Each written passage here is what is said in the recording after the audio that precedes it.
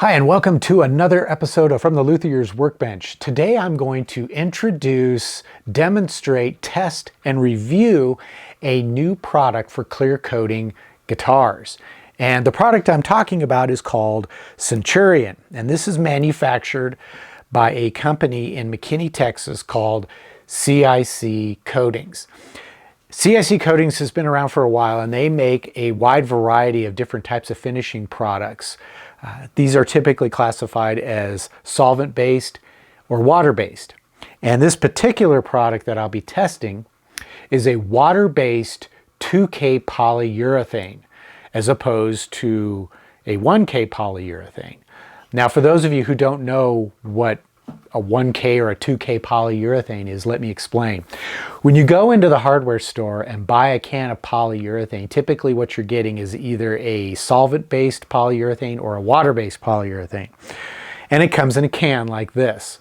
You take it home, you pop it open, stir it up, and you apply it onto your project.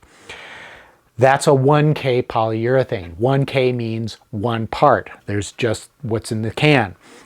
With a 2K polyurethane, however, you have your main component, which is the polyurethane, comes in a big can. You also have a catalyst, which you have to mix in.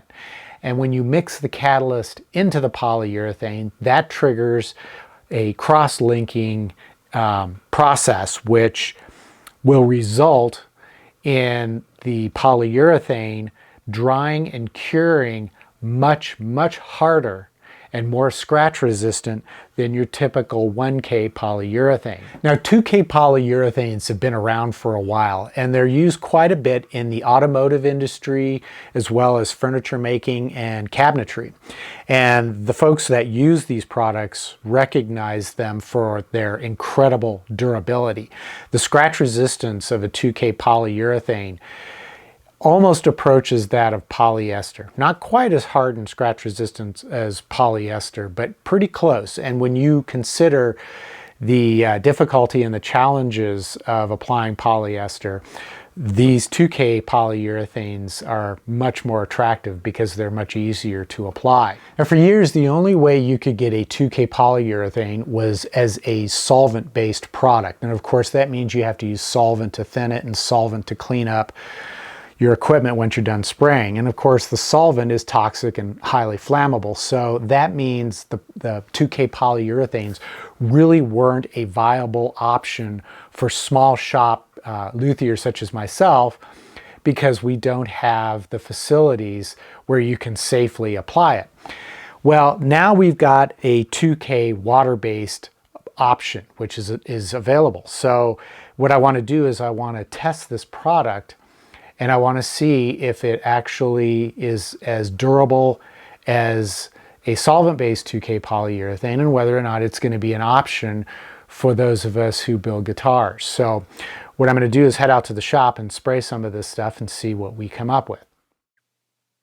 What I have here are the components for making the 2K polyurethane. And in this cup, I've got the Centurion 2K polyurethane base, and then in the small white cup I have the catalyst. And what I need to do is mix the two together, and to do that I have to slowly pour the catalyst into the polyurethane as I'm stirring the polyurethane. And you don't want to dump the catalyst into the polyurethane all at once, because if you do, it isn't going to cross-link properly. So it's just a matter of slowly pouring it in while you vigorously stir the polyurethane.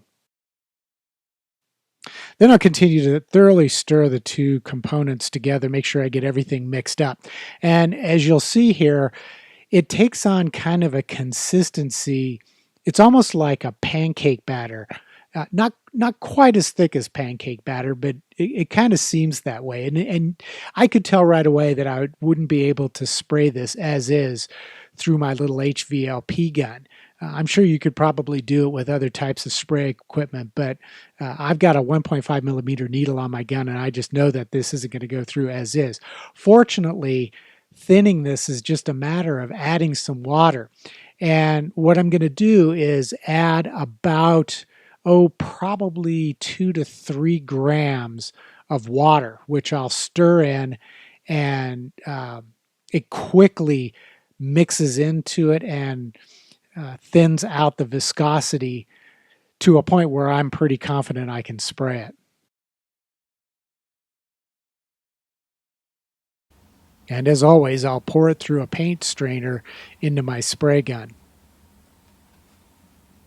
Now for the test piece that I'm going to spray, I'll probably apply 4 to 5 coats, and I'll wait about 2 to 3 hours between coats. Now the manufacturer likes to recommend that you sand between coats, but for reasons I'll explain later, I never sand between coats and have no issues with adhesion. And then, of course, after each coat, I think it's a good idea to disassemble and thoroughly clean the spray gun. At the very least, run some water through it. After spraying the 5th and final coat, I let it dry and then cure overnight, a total of about 12 hours. Then I began level sanding, and here I'm using my random orbital sander with an Eagle Abrasives yellow disc, and that's an 800 grit disc. Then I followed that up with Eagle Abrasives Super Acelix, and I started out with about 600 grit hand sanding all the way up to 1500 grit. Then I switched over to their Super Bufflex and continued to polish sand from 2000 up to 3000 grit. And then to buff it out, I use the same process I use on my guitars. I started out with a Menzerna coarse compound, which you can see here produces a pretty nice shine, and then I fine-tuned it with Menzerna extra fine compound.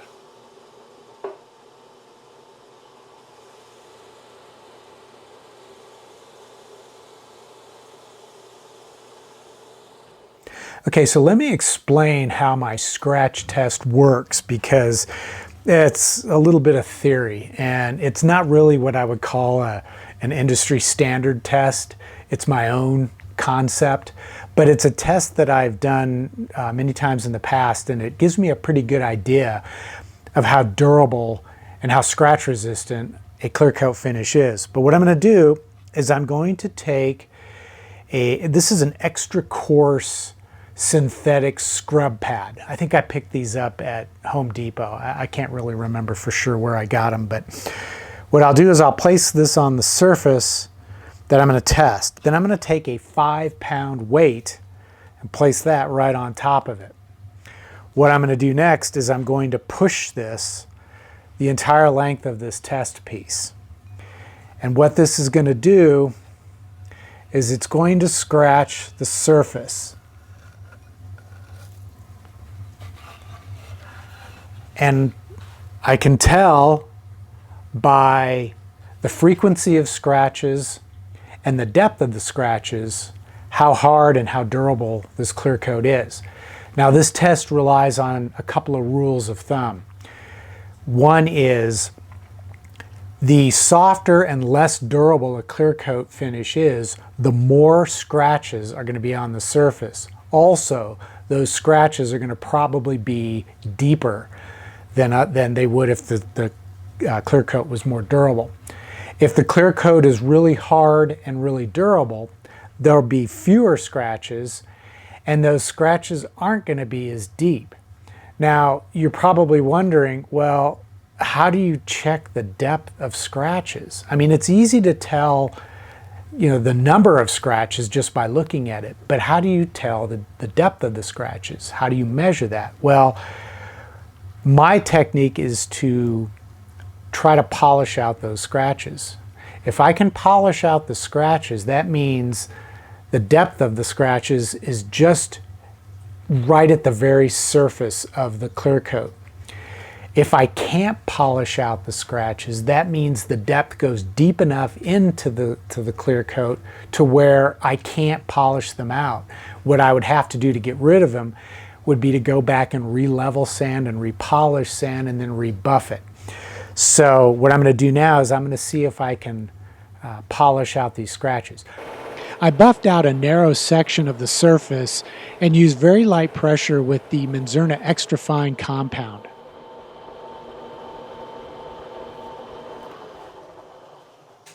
If you look carefully at the surface around where the light bulb is reflecting, you can see the scratches. But as I move the board and shift that reflected light towards the area that I buffed, those scratches suddenly disappear. That means this is a very hard clear coat. Those scratches are only on the surface and not deep down inside. Obviously, the next step would be to spray an actual guitar. So that's what I did. And later on in this video, I'll reveal what this finish looked like after it had been buffed out.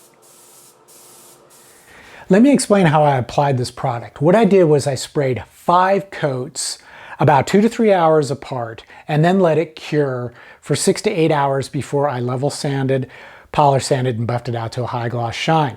Now, in between coats, the manufacturer recommends that you lightly sand with 320 to 400 grit sandpaper. However, I learned a long time ago to omit that step because what I found was when you sand between coats, the next coat isn't going to cover up the sanding scratches. And eventually, if you're only spraying like 4 to 5 coats, which is all this product requires, when you get to the buffing process, you're going to see those scratches telegraphing up through the finish. And what happens is your reflections, mirror-like reflections, are distorted. They're ripply, wavy, they appear diffuse. They're not sharp and crisp. So to fix that, I learned a long time ago to stop sanding between coats. Now I know some of you will say, if you don't sand between coats, you're going to have problems with adhesion.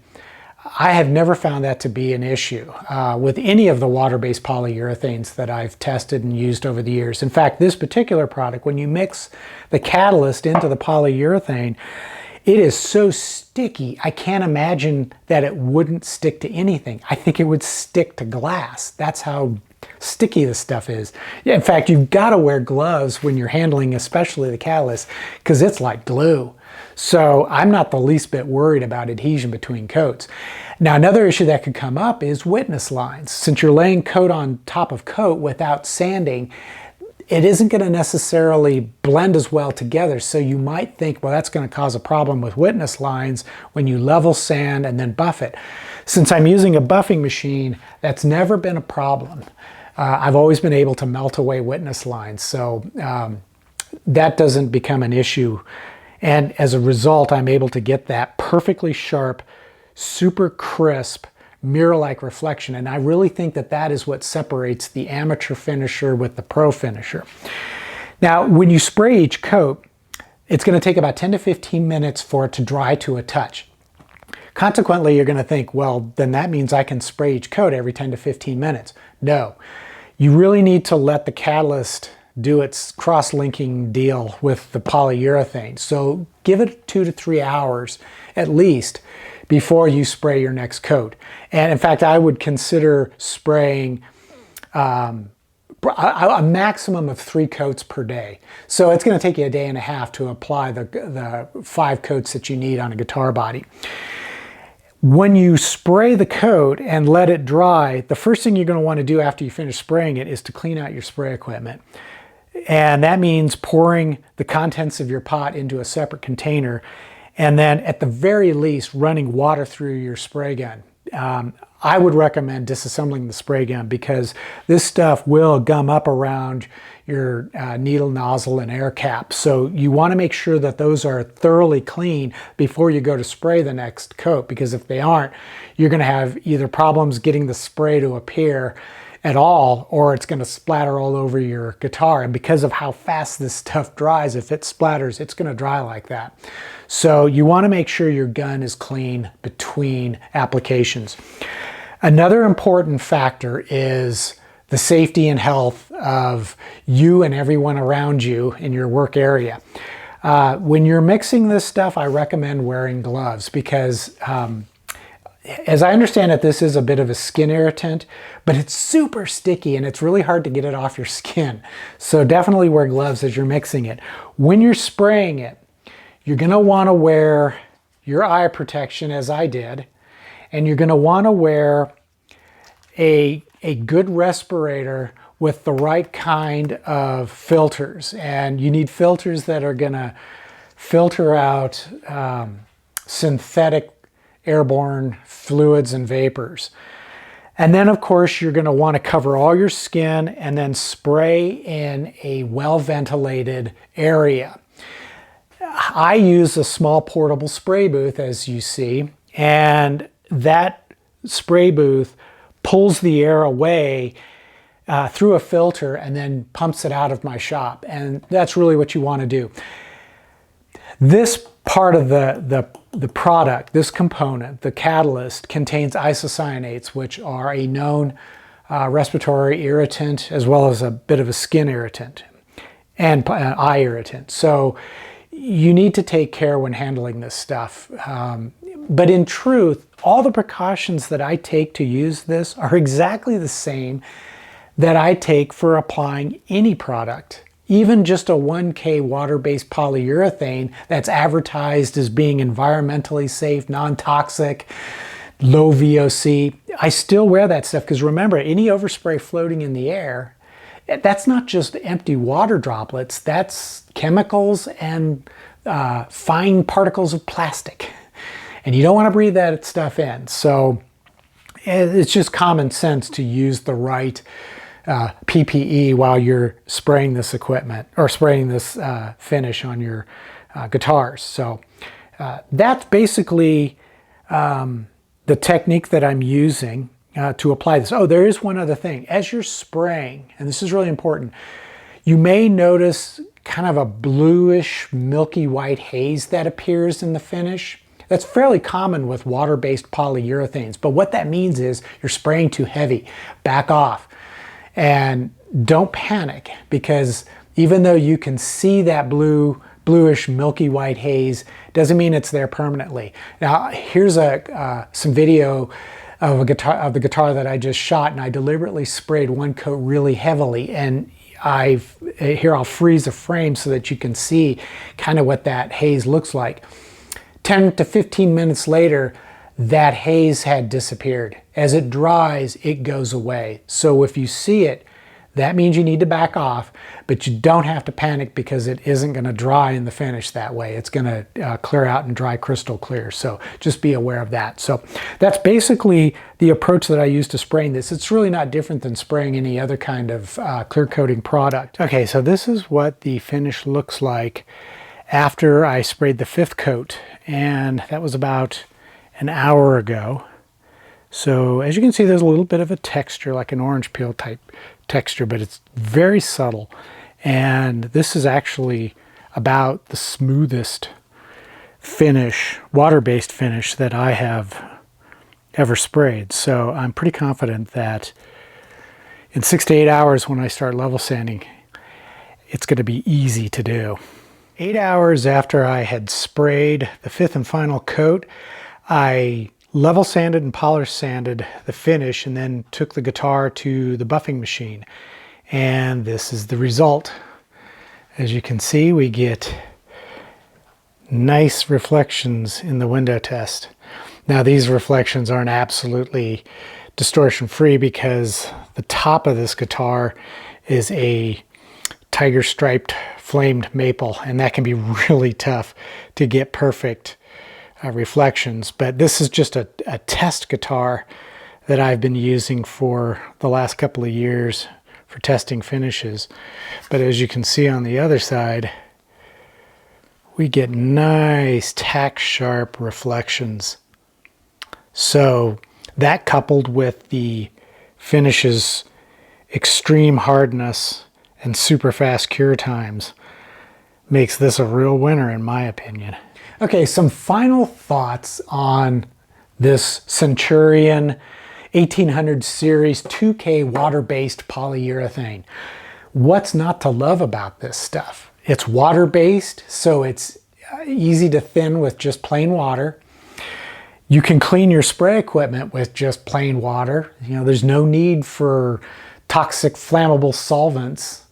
It dries to a touch extremely fast, so dust particles don't have a chance to dry in the finish. It cures fully after your last coat in 6 to 8 hours, so you can go pretty much from, letting it go through that cure to level sanding, polish sanding, and buffing very quickly. You don't have to wait the 30 days or more for your finish to reach full cure. It is incredibly hard. As I showed in the test, the scratches are just surface scratches which were easy to buff out, and that puts it on par with the solvent-based 2K polyurethanes that a lot of folks are using, as well as it approaches polyester. It's not quite as hard as polyester, but boy, it sure gets close to it, and it's definitely harder than nitrocellulose. It's not going to turn yellow, and it's not going to check and crack the way nitrocellulose does. Will this become a staple in my shop? I think so. And because it's available in flat, satin, semi-gloss, and high gloss, which is what I tested, all the sheens are covered. And a gallon of this stuff, since I'm only having to spray 5 coats, man, this is going to last forever. I can get a dozen guitars out of this. That's going to make it highly cost effective in the long run. So I think if you're sitting on the fence and trying to decide whether you should make the jump to a water-based finish, but are maybe concerned about durability and scratch resistance, this should wipe away any concerns that you have. And added on top of that, the fact that it cures so fast and you can keep working and not have to wait a month or more to finish your guitar is an added bonus. So definitely worth considering, and I know it's going to become my go-to finish here in the future. So with that, I hope this video has been helpful, and it will encourage you to give some consideration to this product. I'll put a link in the description below to their website, and I encourage you to check it out and maybe give it a try. And until the next episode, as always, take care, stay safe, and I will see you soon.